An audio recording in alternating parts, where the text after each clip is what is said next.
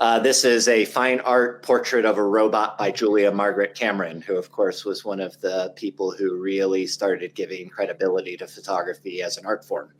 And I thought, what would that portrait look like? And this is one example of that. I find the eyes on this really unsettling, which I really like. Yes, there's a lot of unsettling things in my AI work, as you'll discover soon.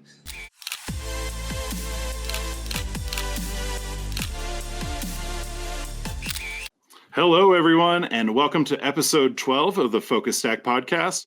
Thank you, everyone who's been subscribing and following along as I post new episodes.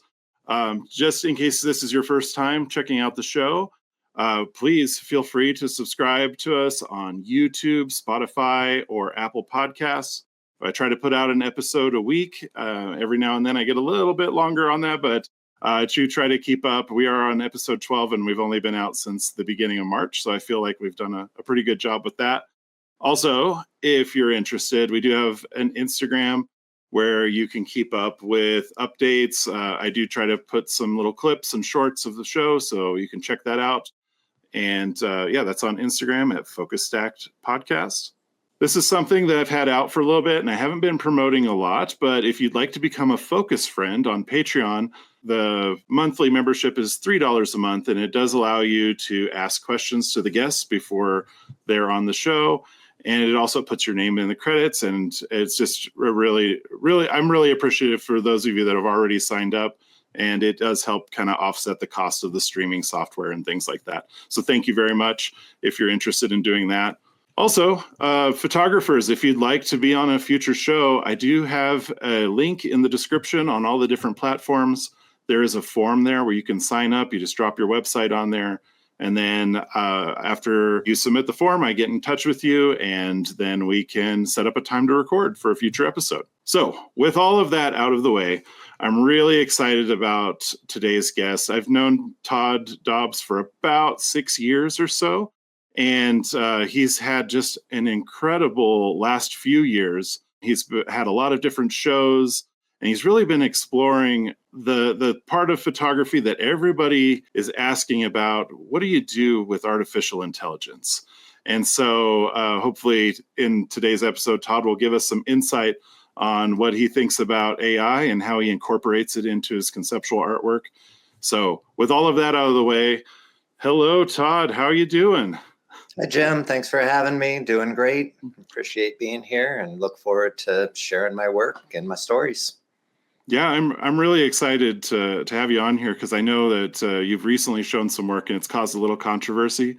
So I don't know if that'll happen here or not, but I'm really curious to see what type of conversation comes out of it. Yeah, absolutely. Artificial intelligence definitely gets people's emotions up, and for good reason. I completely understand why people get a little, bent out of shape about it because it's a big threat. Of course, there's a lot of issues surrounding copyright and the way that the artificial intelligence models were trained, which, of course, we all know was through scraping the internet without our permission. And I'm completely cognizant of all of that and respect people's opinions. And I also am, have very mixed feelings about the way in which they train these models as well. So with that, I know that we're going to talk about the AI, but maybe we could start with your creative journey as a photographer and how you got from here to here. And sure. And I know in your on your website you talk about how your work sort of bridges the gap from the analog processes that came 100 years before you were born to the things that are happening now. So I'm really curious to see how you talk about that.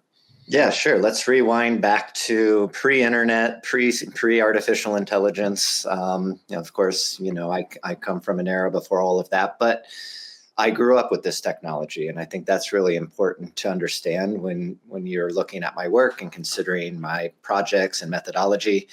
I was sitting in front of an Apple IIc computer at a very young age, using crude art programs.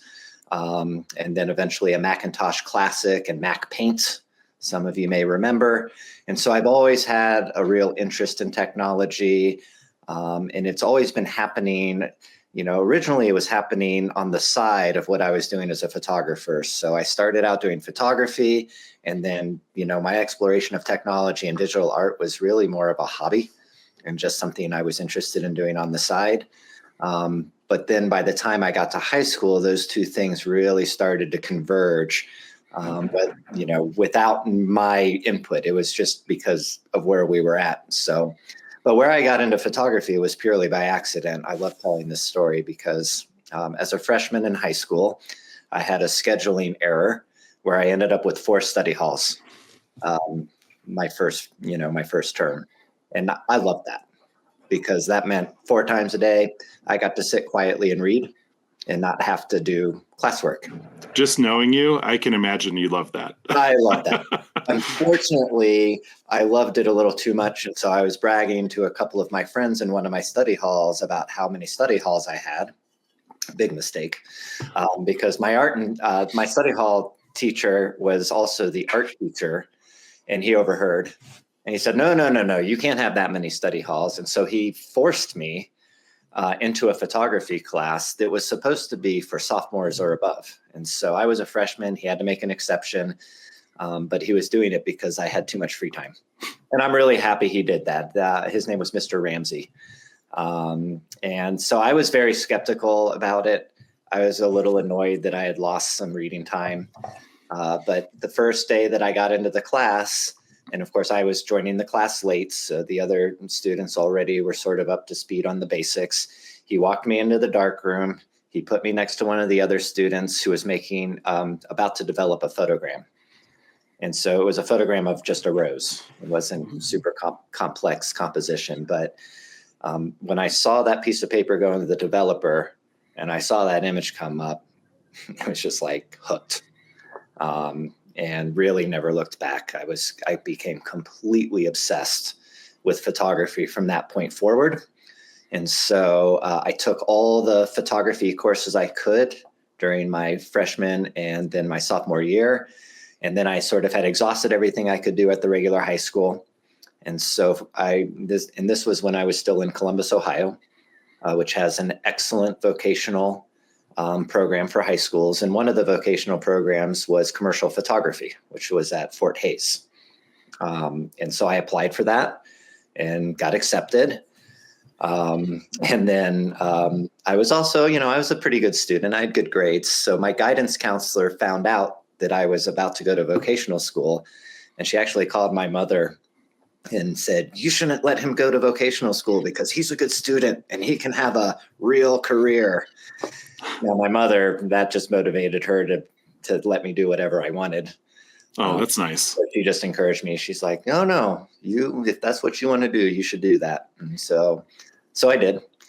And the vocational program was half days. So, the first half of the day I was at my regular high school and I was taking, math, English, history, government, which was required at the time. And doing all that. And then the other half of the day, I went to this great art school that had a nice big open campus with multiple buildings. And I was just focused on photography. And we had a full darkroom for black and white. We could do color. We had a Wing Lynch processor for color film. We also had a full studio, and Nikon sponsored the program. So we had a whole arsenal of Nikon cameras and lenses. And we also did view camera. So I was doing 4x5. So that's why you're a Nikon guy. Yeah, that's why I'm a Nikon guy. I tell people all the time, and they're like, why do you do Nikon? I'm like, because that's what I learned on. And so why would I switch? I also did 8x10 in high school, believe it or not. So wow. That's unusual. And this was early 90s. And then one of the things that happened in the vocational program was Photoshop had just come out a couple years earlier and was starting to get steam. And so Apple and Adobe at the time were partnering up and putting these computers loaded with Photoshop into classrooms like ours as a way to kind of get the next generation hooked. And so we got selected and we had a Quadra 950, which at the time was the most advanced, fastest computer available. And it was loaded up with Photoshop version 2. And so I was using Photoshop right away when, we couldn't even print images at that time, right? Because inkjet printers didn't exist, or at least weren't affordable enough for anybody like us to have access to. And so the way that we would get our images out of the computer is you would send them off to a pro lab, a service bureau, and they would make a 35 millimeter slide of it. And I still have some of those somewhere in my archives. But that really fascinated me. And most of my classmates weren't really into using the computer, so I didn't have a lot of competition. So I spent a lot of time on that computer in between my darkroom hours learning Photoshop. And so, on one side, I'm doing all this analog photography. And then in the same facility with the same instruction, I was also exploring Photoshop. And so that's where that bridging the gap thing really began for me, where I was consecutively using those technologies. And that Photoshop knowledge led to a really cool internship right out of high school, where I was working for a sign company that had gotten a contract from Taco Bell, of all places. Taco Bell saw the future, and they were actually trying to develop picture menu boards where you would walk up, press the picture of the taco or whatever that you wanted, and then you would pay there and just walk up with your receipt to get your food. Now, that never actually got put into play, but for one summer, I spent all of my time scanning 4x5 transparencies that a commercial photographer in Los Angeles had made of Taco Bell products. And then, of course, scans were really bad at the time. So then I spent the remaining time making the tacos look edible again. And that was my real internship. Taco Bell is my favorite fast food. It is. Okay. Well, there you go. So I spent a lot of time looking at Taco Bell products, magnified very large on the screen, trying to make them look, the way that they had actually looked on the transparency. So I went to college, and when I went to Ohio State eventually. I started at a school called Columbus College of Art and Design. And then eventually I transferred to Ohio State and earned my BFA from there. And computers started to fade back a little bit when I was in college because the colleges hadn't quite caught up to how to integrate that technology. Ohio State had one computer lab, and it was sort of out of the way. Not a lot of people knew about it. And I got in there a few times, but I really, by and large, as an undergrad, digital took a back seat. And I was really just focused on analog processes. Ohio State, under the tutelage of Ardeen Nelson, who was my favorite faculty member there, was really into classic zone system modernist photography. They really wanted people to be able to make perfect exposures, be able to control the density and contrast of their film through development, and then make those fine prints with all the finesse that Ansel Adams would bring to his work with his manipulation of negatives and, of course, burning and dodging. And so I learned all of that stuff. And then I thought that's what I was going to do. And so I was doing 4x5 view camera. I was doing a lot of figure study work primarily, and really thought that was going to be my future. And then I had to take this class. It was required, and it was called Alternative Cameras. And that's where I had a Holga placed in my hand. And that just completely derailed everything I was doing before. And so suddenly the view camera took a back seat, and I was completely obsessed with this plastic point and shoot camera that had no control. Although I was still processing my film and printing like a zone person, but I was out there just pointing and shooting and making Holgoramas with a modified plastic camera. And that's what I ended up doing for my BFA thesis exhibition was Holgoramas primarily. Real quick, do you want to just explain what that is for people that might not know? So a Holgorama is basically, Holgas don't have gears in them to indicate what frame you're on. They don't care. And so instead of advancing the film all the way to the next frame, I would just partially advance the film. And so the frames overlap. Mm-hmm. And what would happen is I would get and this is on 120 format film, I would just get one giant negative when I processed the film that had all of my frames together. And in fact, I never cut those negatives. I still have them in long sleeves rolled up in tubes because I could never decide, well, where does this image end and where does that image begin? And a lot of times when I revisit that work, I scan different sections because different things start coming forward to me. Yeah, I need to start keeping. I'm looking at a stack of Holgas across the room, but they come up pretty regularly on the show. I need to just put one here so I can hold it up. Yeah, Holgas are fantastic, and I highly recommend them. A lot of times, actually, as an educator, when I have students that are in a rut with digital, which can happen, I just say, well, grab a Holga and go shoot a roll of film. And just changing to a square format and taking away all the technology that you have to think about a lot of times helps kind of restart that creative fire that they have. But at any rate, in my case, it completely changed the trajectory of the type of work I was making. And I always joke around that I spent, it ended up being almost 5 years between two schools, learning how to do perfect photography with the most advanced equipment possible, only to graduate with a show of work made with a $20 piece of plastic. So then I took a couple years off. I worked. I actually was at a science museum working as a volunteer coordinator. And so it was just a very managerial job. And so what I would do during my lunch breaks was I'd just go out and shoot. And that's how I created the body of work that I used to apply for grad school.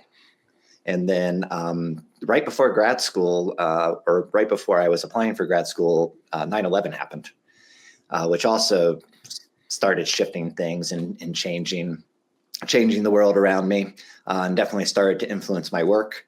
And so I was photographing buildings using the holograma technique and very deliberately making them off kilter and eliminating all humans, which was really difficult to do when you're shooting downtown during lunch hours in an urban city, right? There were people everywhere. And so I had to be very careful about how I made my images during that time. But at any rate, I applied to graduate school out here in Colorado, where I am now. I went to University of Colorado at Boulder. And I thought for sure I was going to continue doing holograma work, that I was going to continue working with architecture. But of course, that's not what happened at all. What actually happened was I started doing holograma work, and my graduate committee just really had no interest in it. And I wasn't getting good response. I wasn't getting good feedback. I was pretty frustrated my first year because I was making a lot of work, but it just wasn't really going anywhere. And then one of my instructors, Ken Iwamasa at Boulder, handed me a D70, a Nikon D70, which had just come out. And that was kind of the first DSLR camera with interchangeable lenses that, an average person could get their hands on. And I was a little skeptical, but what was nice about that camera was I was able to make a ton of work in a really, really short amount of time. And I shifted to studio work as a result. And I also started appropriating things for the very first time ever in grad school. And so what I ended up doing for my MFA thesis was a project called Red versus Blue. And what was happening, of course, is September 11th had happened a couple years prior. And we were seeing all this polarization of media. And that's when really CNN and Fox News started diverging into these completely different directions and which audience they were appealing to. And I was observing that and really not happy about it and kind of predicting some of the things that have come to pass in recent years in my work. And the way I was doing it was I was using toy army men that were painted blue and red. And of course, they were representing the soldiers who were in Afghanistan at the time, fighting the war on terror. And the backgrounds of all the images were appropriated screen grabs from both CNN and Fox News. And so I was trying to kind of turn the mirror back in a way. Now, in my thesis defense, my dissertation, one of my faculty, who I won't name, told me they thought I was overreacting. Which now I'm like, who's overreacting now? And at the time, maybe, it was a little extreme, my viewpoint. The Boulder Daily Camera panned my work completely in the review of the show. which just kind of motivated me to keep doing what I was doing. But at any rate, that's sort of how I got through school. And at that point, I was calling myself a fine art photographer because the work I was doing was really meant to express ideas and wasn't about selling anything, right? And in fact, I never sold any of the work from Red versus Blue because I was very concerned about the copyright issues around my use of the screen grabs. Then I got out of grad school and I started teaching full-time, which was really my goal all along. I loved teaching the entire time I was going through school, even in high school. I was looking forward to a future where I could teach photography and make art. To me, that was the perfect life. And so, I was lucky, quote unquote, maybe. I got full-time work and teaching right out of school at what was called the Art Institute of Colorado in Denver. The problem was that school really worked me to the bone. I was teaching year round with no breaks. I was teaching 5 classes a term, 4 times a year, so 20 classes a year. And when you do that much teaching, it's really hard to find energy to make art. Yeah, I did the same thing across the country at a different one. Yep. Yeah, you know the story.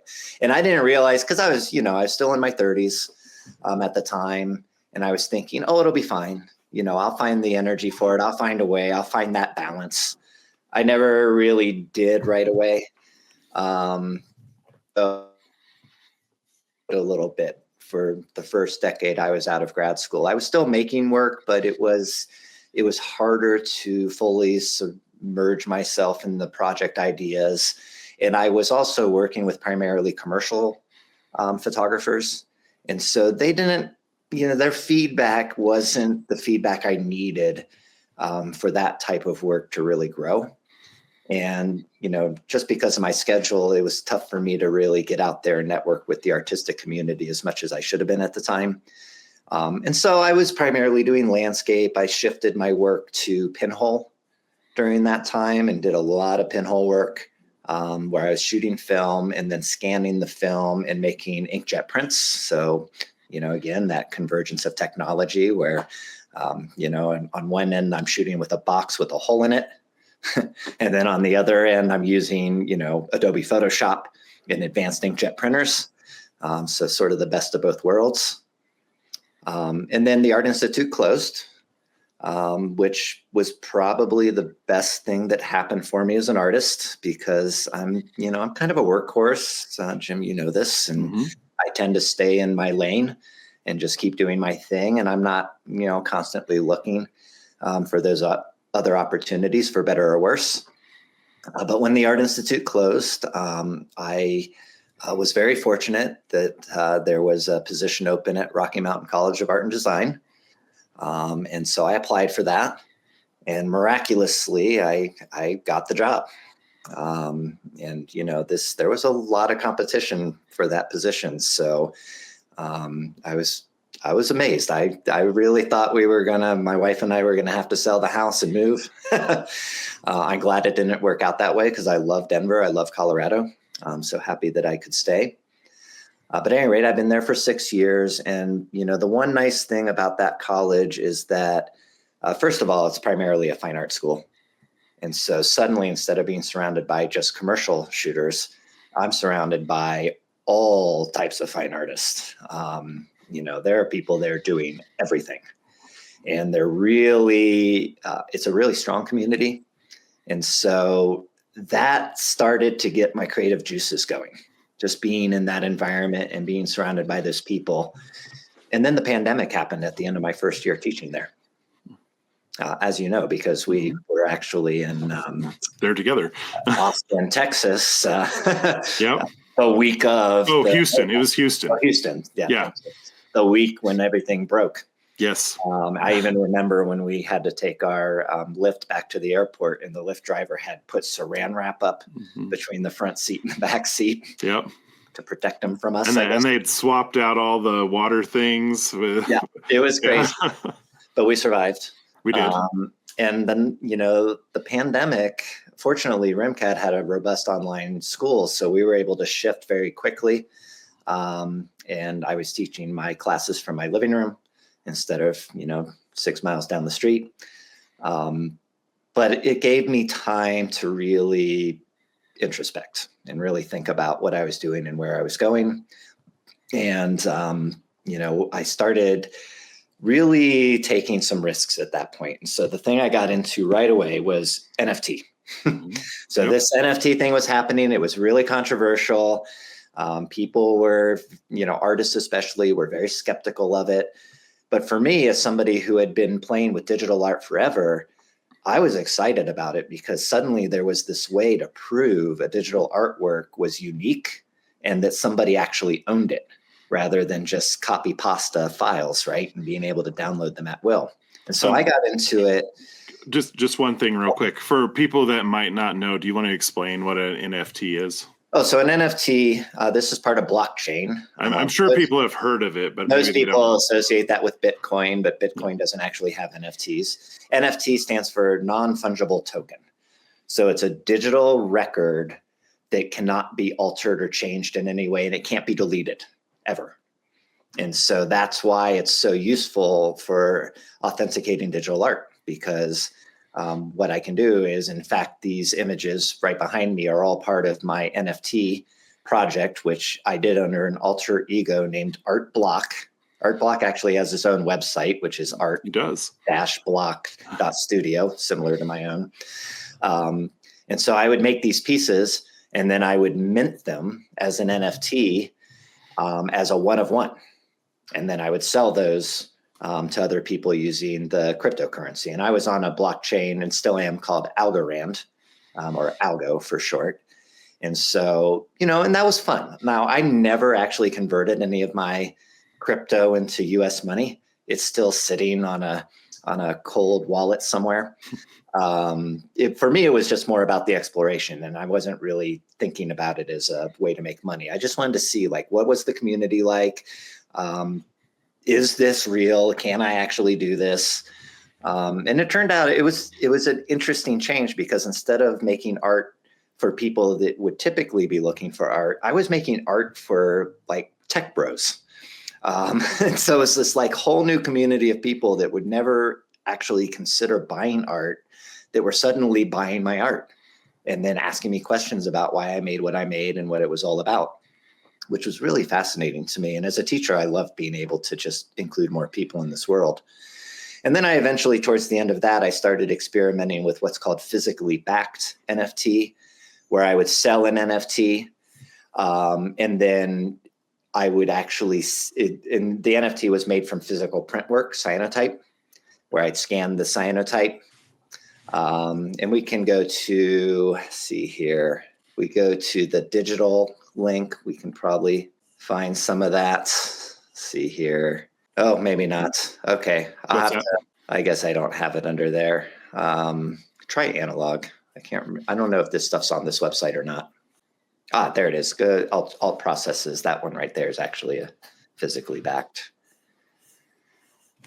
Yeah, and this one I did as well. Physically backed. Perfect. Okay. So in this example, this is a combo print, which is a Van Dyke combined with a cyanotype. And one of them is from a digital negative, a photograph. And the other one is actually just leaves laid on the paper, a photogram.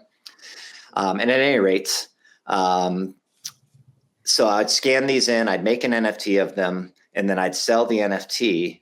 And then if you wanted, now not everybody took me up on this, because in the NFT world, a lot of people don't want to be doxxed. They don't want, they use aliases like I did, and they don't want you to know who they are.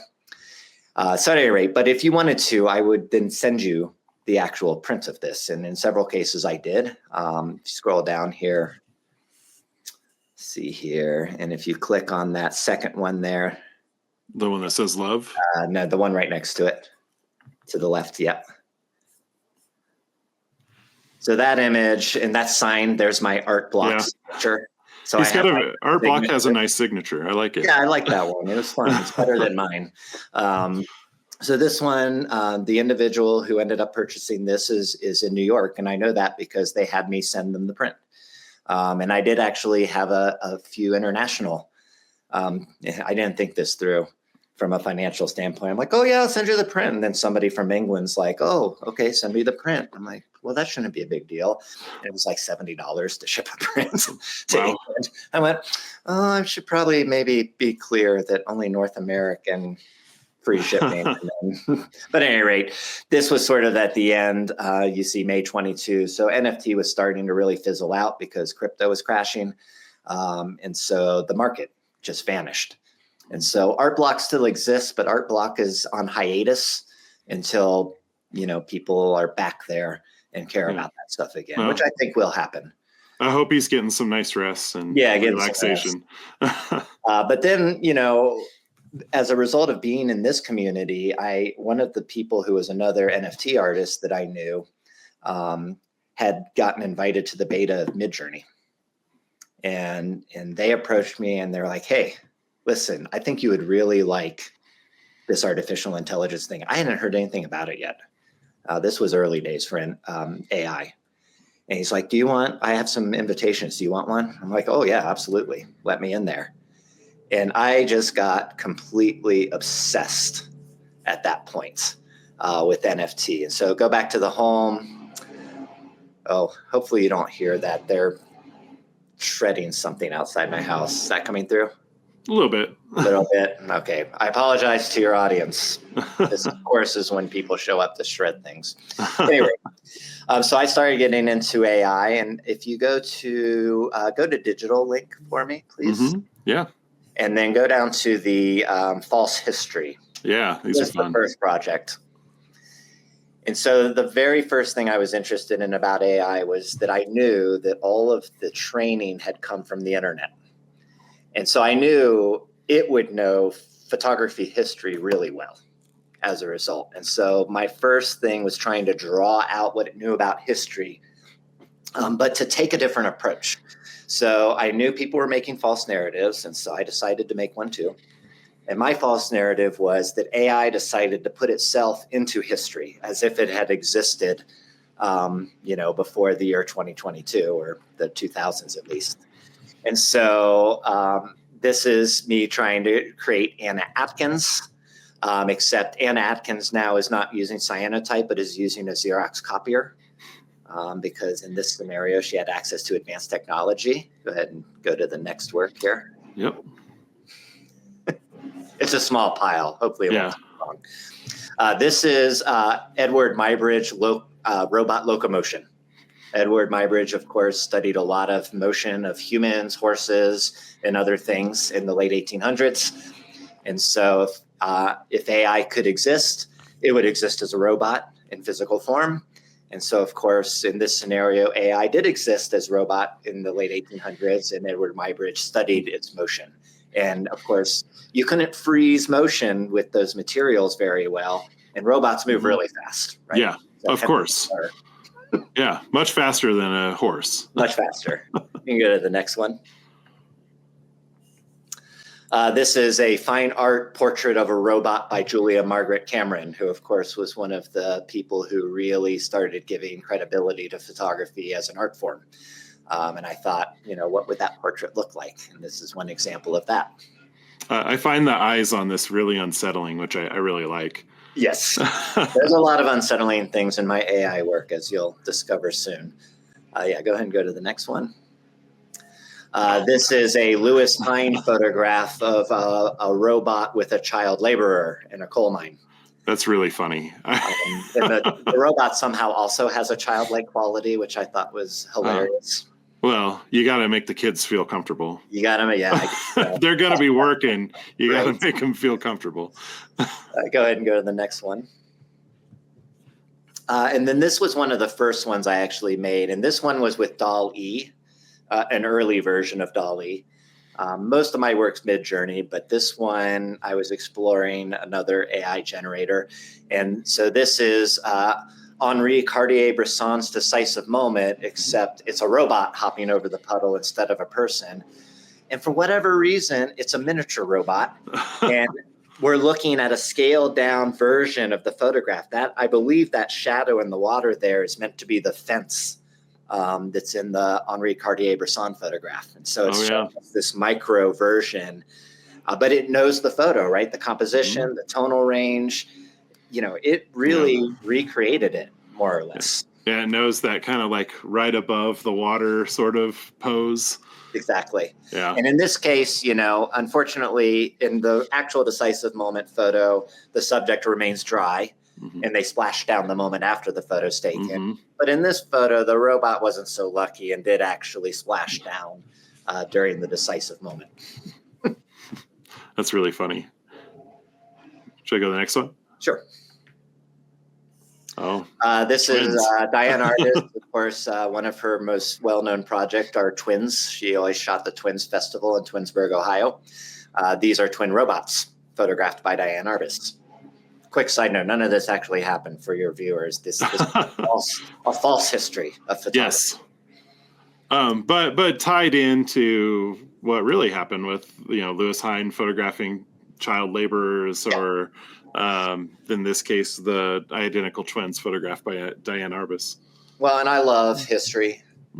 So what's really great about this project is it allows me to explore history from a fiction standpoint, right? And to make work that, would be very complicated, expensive, and time-consuming to produce if I did it purely analog. But, with AI, I'm able to literally sit on my couch with my phone and work on these ideas. And so I was able to fill in some of the gaps in my schedule with exploration. And this is a project I'm actually going back to.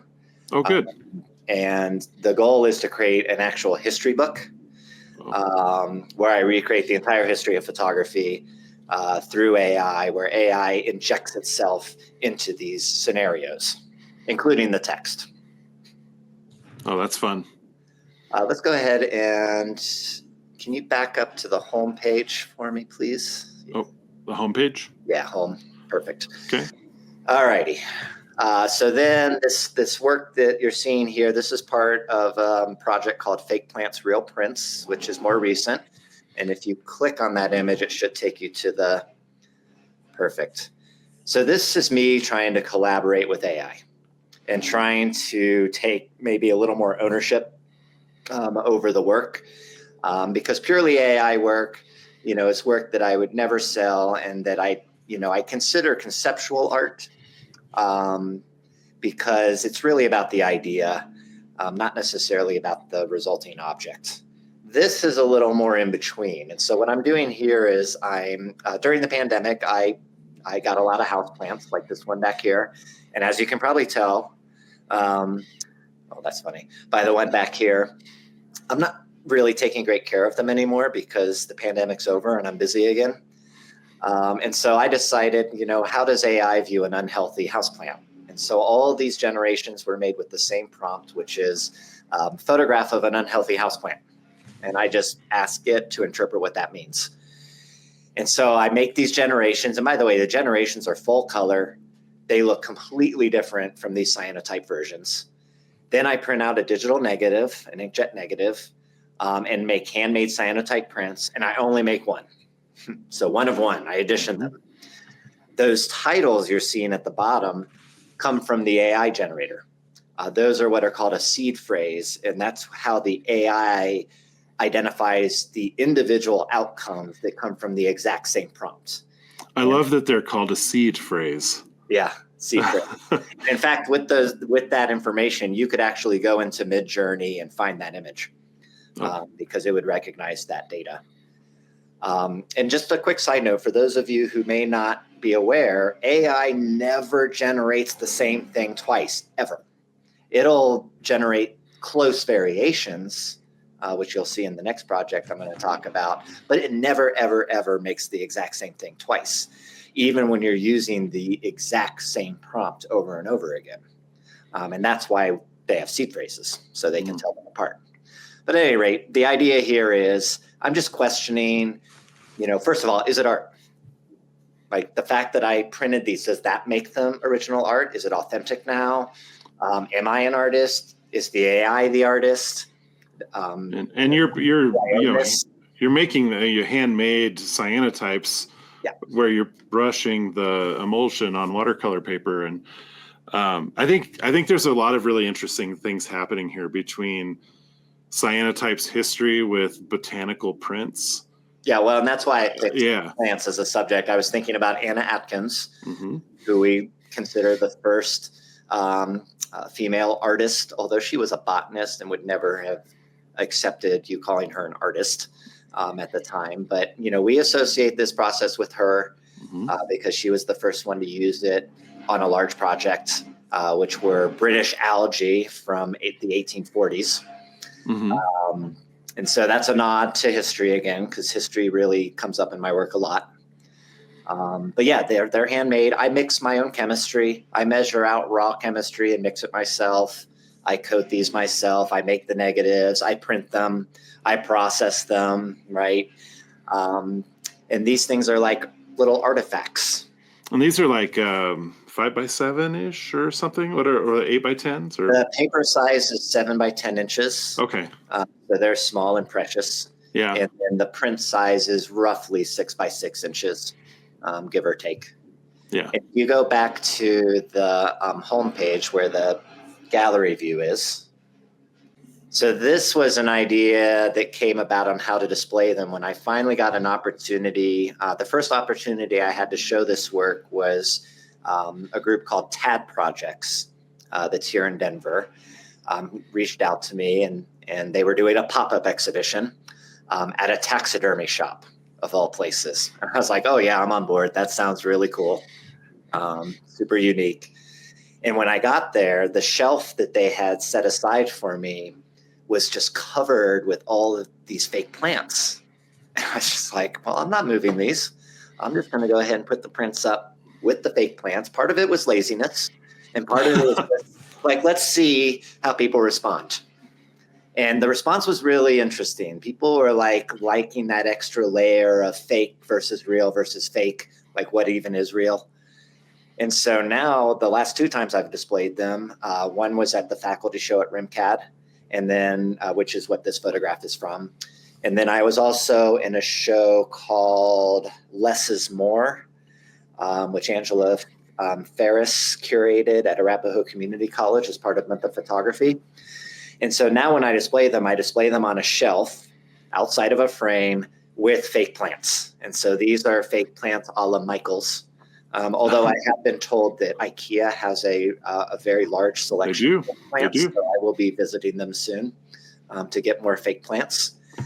And I liked not framing them because it's creating this fun tension about here's this one-of-one art piece, and then I just set it on a shelf. And anybody could touch it and do whatever. Now, nobody does because people have this weird training about art where they know, look, don't touch. But, it was fun. And so I kind of consider these mini installations now for this project. And anytime in the future that I'm asked to do this, it's going to be, well, where can I put my fake plants? If I'm not going to have a shelf, it won't work.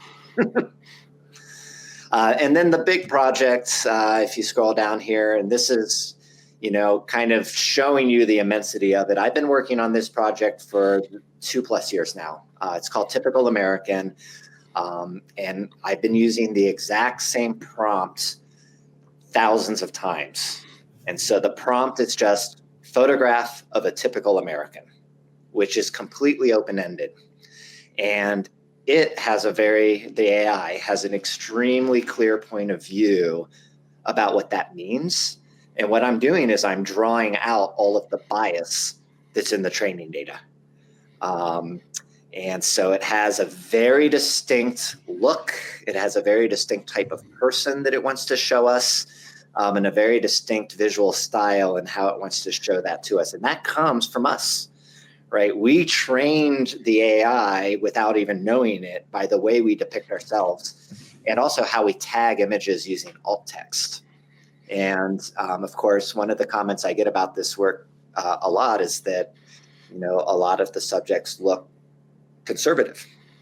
And I'm like, well, yeah. And it usually comes from one of my art friends who's not as conservative. And I say, well, when's the last time you tagged yourself American in a photograph? And they're like, oh, never. I'm like, well, guess what? Those folks do. Yeah. And, so that's where a lot of this comes from. If you click on it, it'll go into the individual tab. And so these are some of the ones that were in an exhibition that I was just part of a group show called History Reimagined at Colorado Photographic Arts Center. That was curated by Samantha Johnston.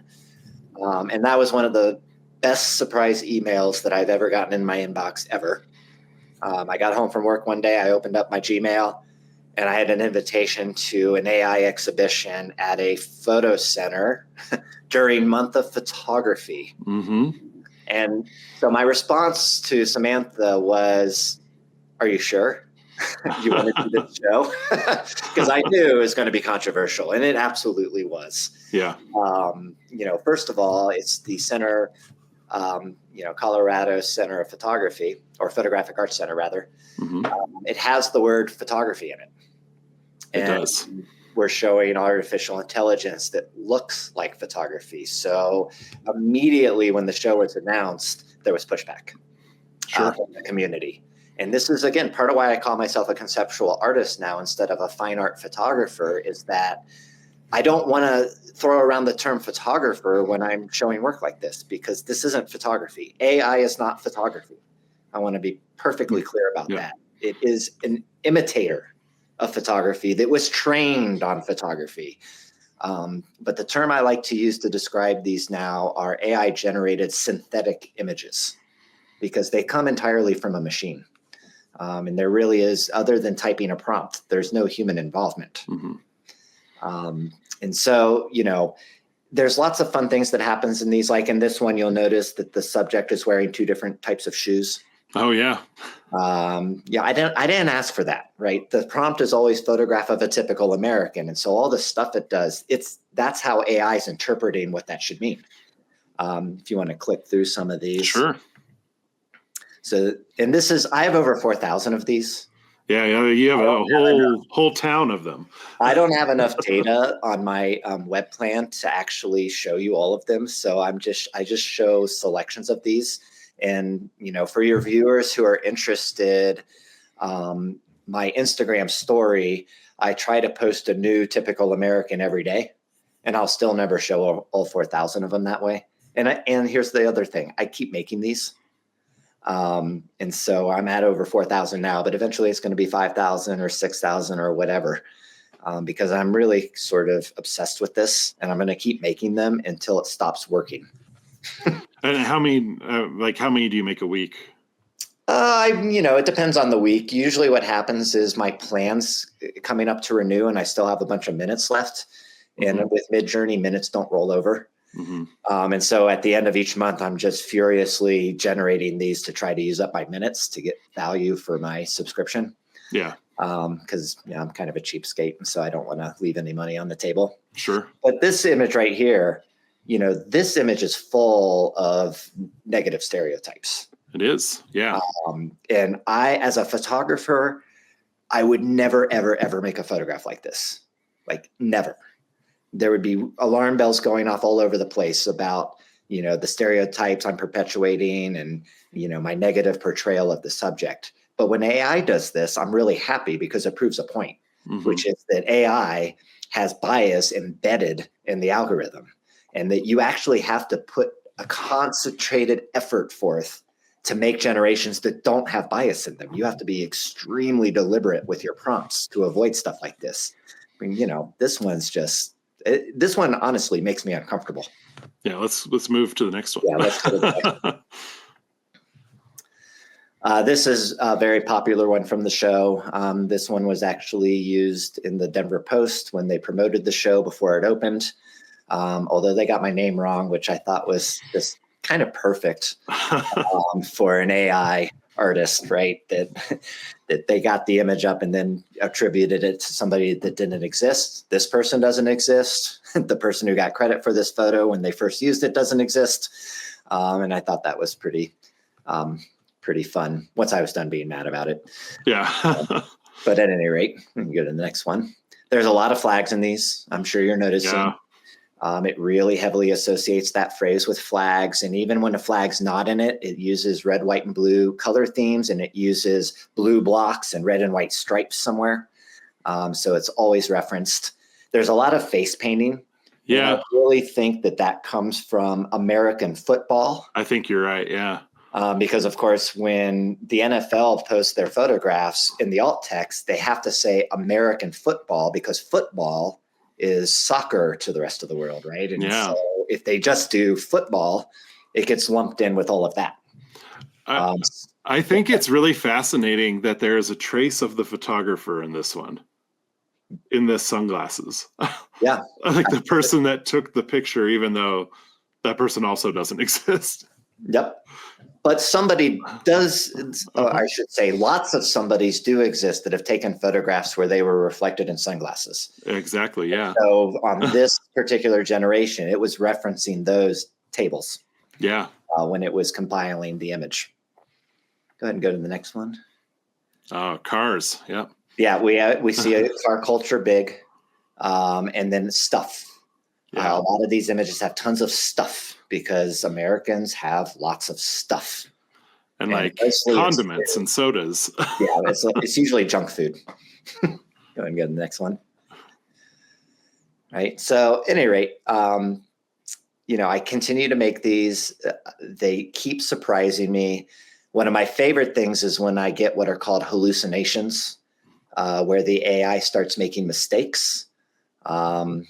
And hopefully we'll see. Oh, yeah, this one's another one that's like really pretty offensive. Yeah. And you'll notice this one doesn't have a flag, but there's blue blocks on the face, and there's red and white stripes in the feathers, and there are little star patterns around the face as well. And there's your flag, even though we don't have it literally. Oh, I think I see a hallucination there, maybe, or just an AI weird thing happening with the hand. Yeah, starting to. Yeah. It's not quite attached to the person. Yeah. It's not a full hallucination yet, though. Yeah. Let's see what else we have. Oh, this one's fun, too. And there's like, whenever there are other portraits, I'm always fascinated with the other artwork that's being represented in a generation, like this one that has a portrait of some guy, and now I'm trying to associate this portrait of a guy who doesn't exist with this portrait of this woman who doesn't exist. And what is the story? What was AI trying to get at? This one's fun too, with the weird puffball earrings. Yeah. But none of these people exist. They are all amalgams of all other portraits that the AI was trained on. And it's referencing specific data sets. The headdress on this one is crazy. Yep. We go to the next one.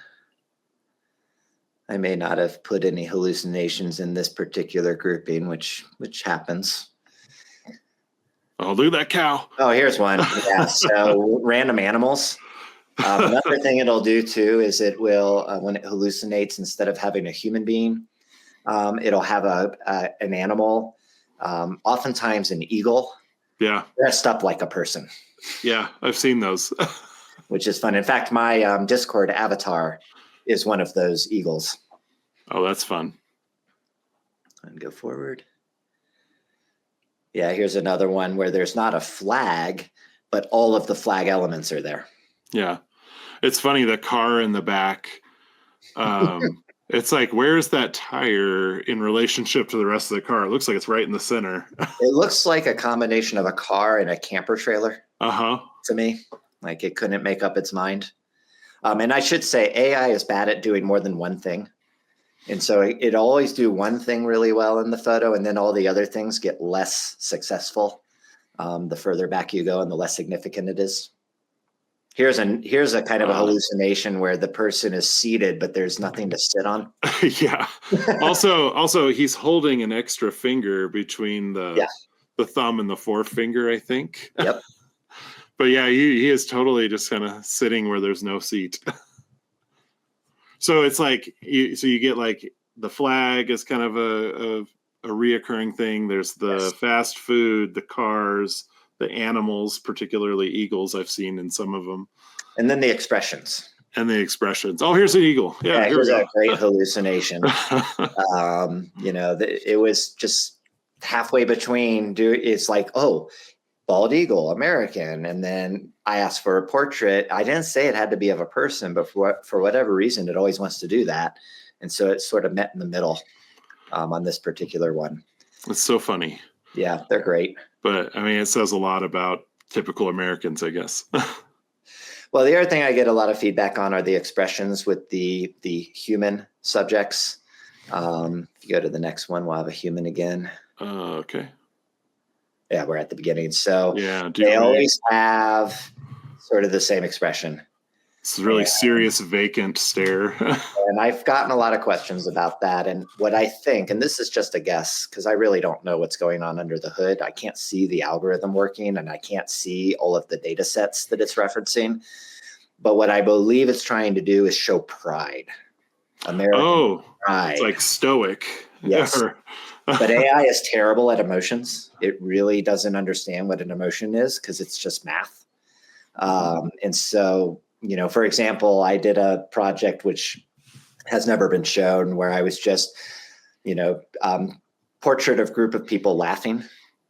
And they always come out looking absolutely insane, like they're about to murder somebody.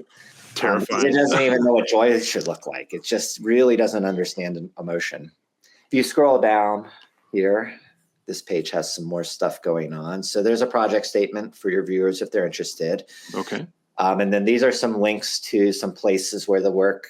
Oh, go back up. Oh, sorry. Yeah. So over that image, and you don't have to click on these links, but there's a link there. So if you want to see the History Reimagined webpage and the other artists that were included, which were Philip Toledano, who did a project called Another America, and then Laura Rizolki, I'm probably pronouncing her name incorrectly, sorry, Laura, who is a Finnish artist who is in the show. And her work is all about the depiction of Finnish women before the male gaze. And she uses a lot of her own photography as a reference, as a starting point for the work. The other thing that's on that History Reimagined link is we did a 2-hour artist panel the day after the opening, a very contentious artist panel. I've heard. I wasn't there, but I heard about it the next day. It was a packed house. There were at least 60 people there, and they had some very, very tough and direct questions. But the audio recording of that artist talk is available on that link for anyone who's interested. Was there anything that stood out as particularly poignant? I think that most people were just upset about how the models were trained. And we were the first human beings to sit in front of them to willingly admit we used the models. And so I think in a lot of ways, we were just an easy target. Mm-hmm.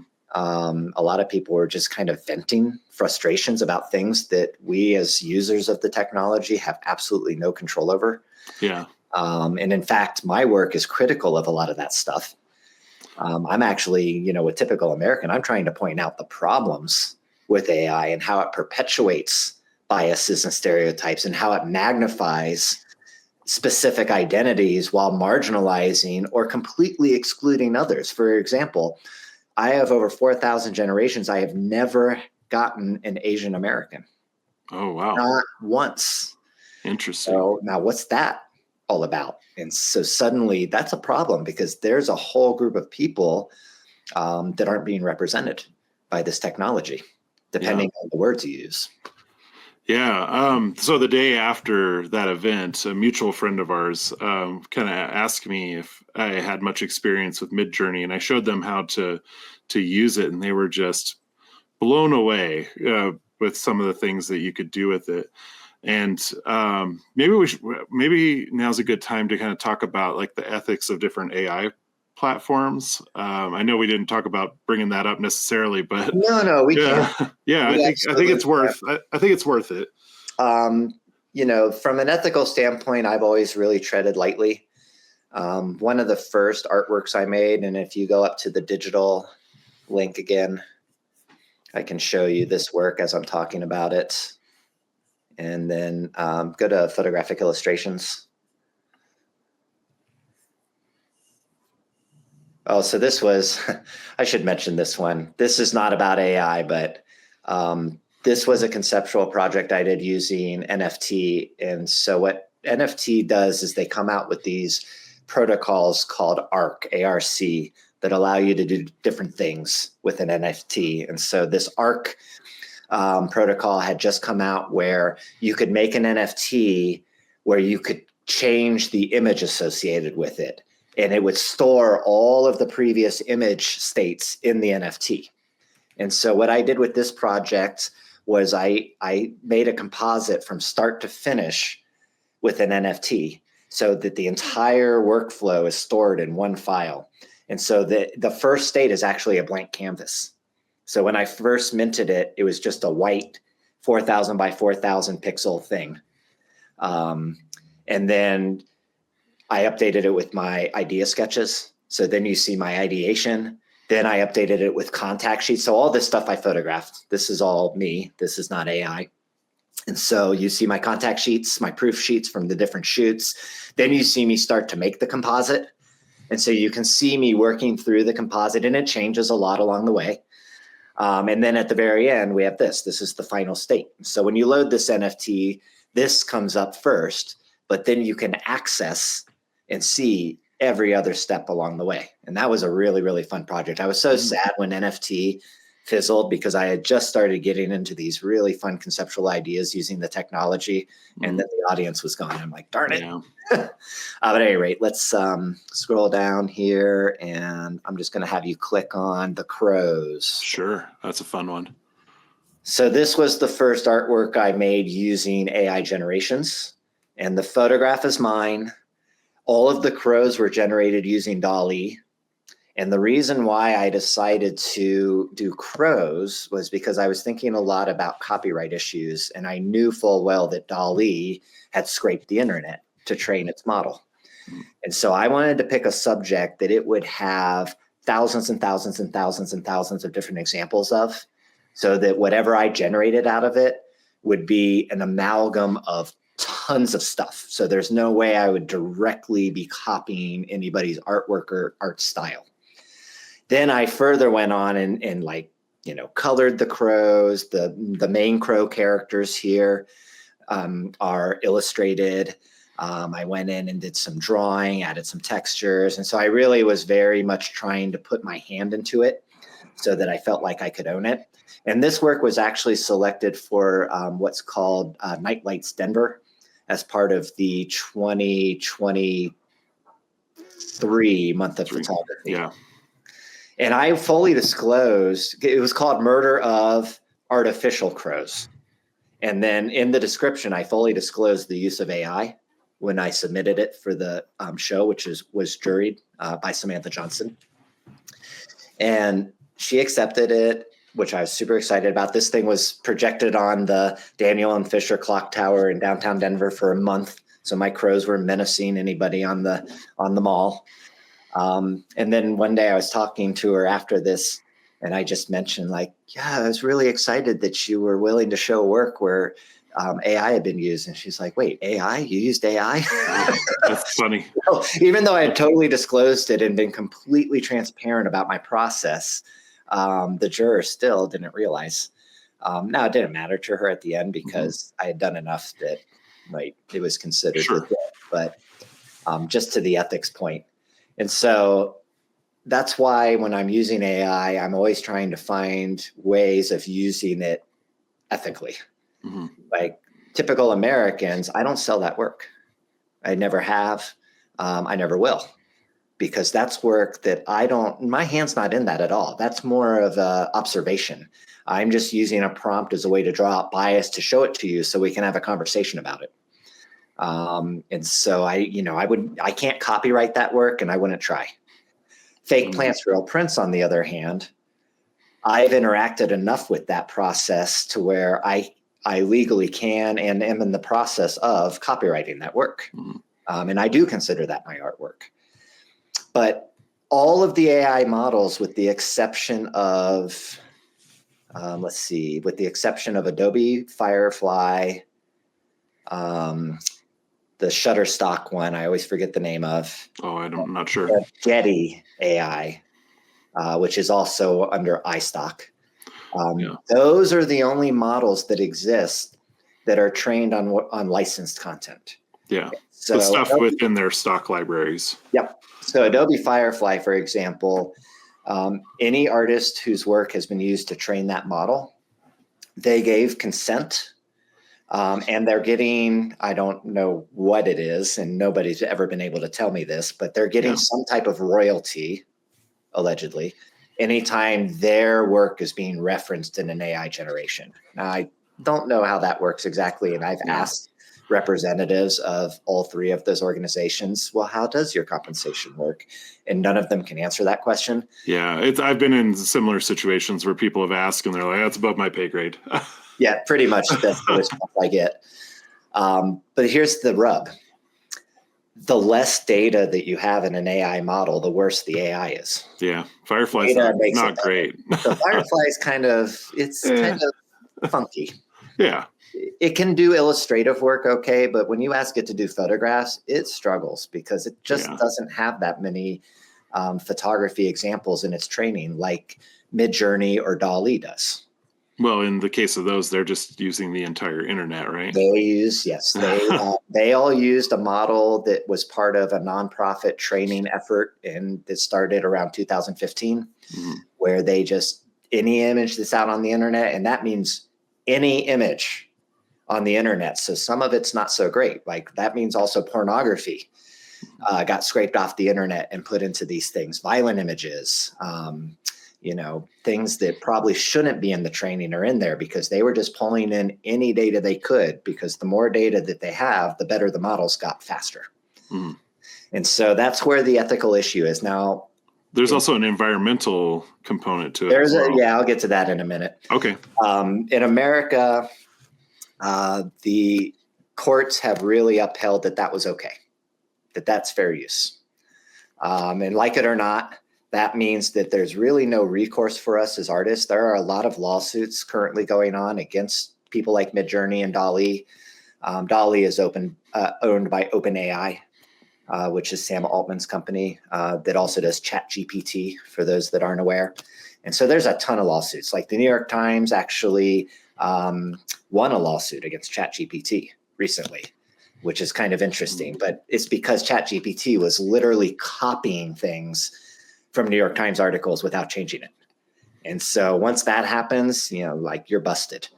That hasn't been going on in image generators. All that's happening in image generators is that I can very easily copy the style of another artist by just saying, give me a portrait of blah, blah, blah in the style of Diane Arbus.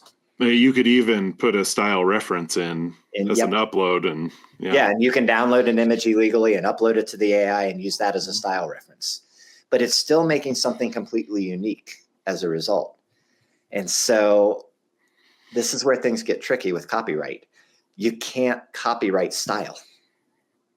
You can only copyright a specific output. Okay. And we shouldn't want to copyright style. Just as an artist, that's a slippery slope, because we're all, as human beings, we're influenced by other art styles. And that drives our own style that we develop. But we all start out by imitating and emulating other artists that we love. And then we learn how to have our own voice as an artist, right? So we don't want to get to a place where we're suddenly copywriting style. Okay. Yeah. But having said that, there needs to be some kind of opt-in, opt-out system. There needs to be some type of, recourse when your work is used to train a model without your permission. That, in my opinion, is not okay, even though the courts are upholding that it is. So that's where we're at with the ethics and legality of all of it. These are big businesses, not Midjourney so much, but DALL-E and ChatGPT are huge, even though they're technically nonprofit. They make bank a lot of money. And that means they have a lot of influence over legislation and law. And, us as individuals have far less. So we're in a sticky situation as far as that's concerned. I'm not sure what the future is going to hold.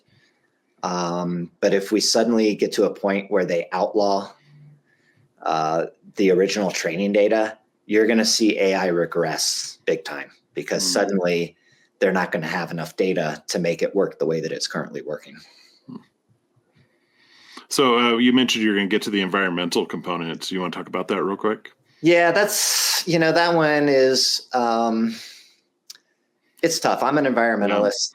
I really do care about the environment and try to make conscious choices to protect it. But yet I generate with AI, and we know it uses a lot of energy, which is water, right, at the end of the day, to cool the servers and to do all the things they need to do. But that's based on current technology, and I don't think that's going to stay the norm. Okay. We already saw with what was the Chinese? China just came out with within the last 6 months an AI model that is 10 times more efficient than ChatGPT. Oh, really? Can't remember the name of it offhand. Yeah. I'm sorry. And all it was just a change in the algorithm, and suddenly it's not using nearly as much power. So I really do think this is still early days. Yeah. The very first generator model was in 2015. The very first publicly available one was 2022. Okay. Yeah. So this is super, super early days. And I really think they're going to fix that problem. And we're also on the verge of some pretty fantastic renewable energy sources. And this is driving it, because the power demand of these data centers is so huge that suddenly there's profitability in developing alternative energy sources again. So yeah. I think right now, it's doing really bad things. And I'm not going to lie, I sometimes feel guilty when I sit down and do a long session and think about the power I just used somewhere, not in my backyard, but somewhere. Mm-hmm. But I think it's temporary. I really don't see this as being a long-term issue. And, it's not being talked about as much anymore as a result. Right. People are really focusing more on the date. Where does the data come from? How are artists being compensated? And how can you opt out? Yeah.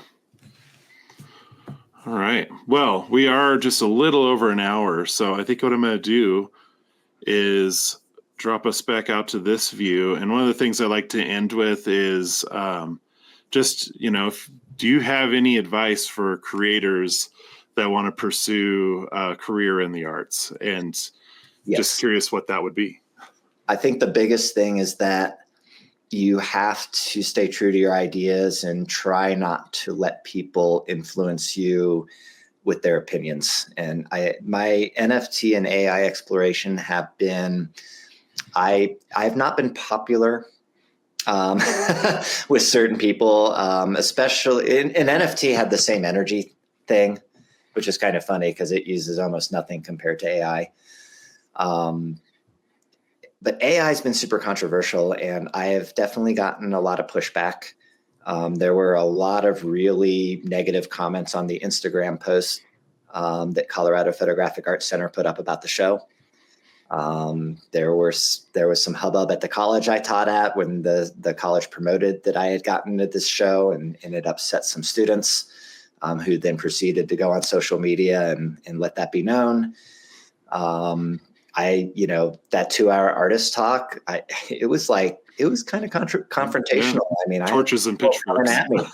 Yeah. I'm just an artist here, and I don't own this stuff. Right. But I think you just have to stay true to what you believe in, even when it's not necessarily popular. If you have an idea that you're trying to express, you should go for it. And sometimes you just have to block out that noise and just stick to it. And it may fail. It may not go anywhere, like the NFT work. I had a lot of successes over there, but it never did anything for my art career outside of the computer. I never got asked to show any of that work, publicly ever. And for a long time, I didn't even have it on my website because it was an alter ego. Right. So you kept Art Block separate for quite a while. Yeah, for a while I did. Yeah. And part of it was because the classic art world had such negative views about NFT that I was worried about associating myself with that. And then I got over that, and I was like, to hell with it. If they have a problem with it, they have a problem with it. This is the work I made, and I'm proud of it. Like, I love the work I made as Art Block because it was completely different for me. But yeah, you just have to stick to your guns and, follow your passion. And I think for me I'm probably different from a lot of the guests you've had on the show. As I was looking through the catalog, a lot of the folks are making, work commercially, or they're making work with the intent of selling the work. That's, part of why I call myself a conceptual artist now, is because I don't think about that at all. It's great if I can sell some prints and make a little bit of money, but that's not what I'm thinking about when I create the work. I'm being true to my ideas, and I'm being true to what I want to express.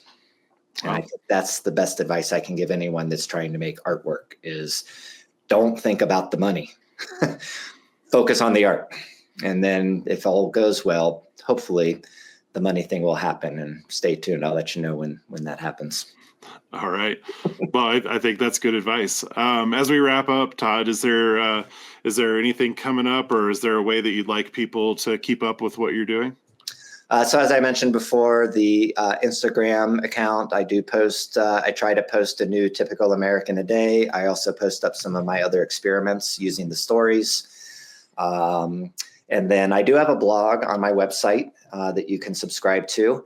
I'm an infrequent blogger, so you're not going to get bombarded with notifications about my blogs. But when I do make a blog, it's, there's something important going on, or there's something that is more complete that I'm trying to share. So that's a good way to keep up as well. And, right now I'm really just sort of taking a little bit of a breather. Month of Photography, which was March of this year. I was in the one really large group show. I was in 3 other shows at the same time. That was a lot. I was running around town constantly, meeting people at all these different places. And so right now I'm just kind of catching my breath. Sure. And then I'm going to dive back into the false history of photography and try to fully expand that. Thank you so much for hanging out with me today and talking to everybody about the work that you're creating. My pleasure. Yeah. And with that, we'll go ahead and conclude episode 12. Thanks, everyone, and we'll see you on the next episode.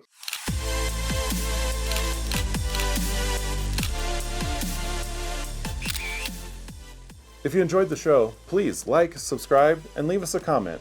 It helps us connect with more photography lovers just like you.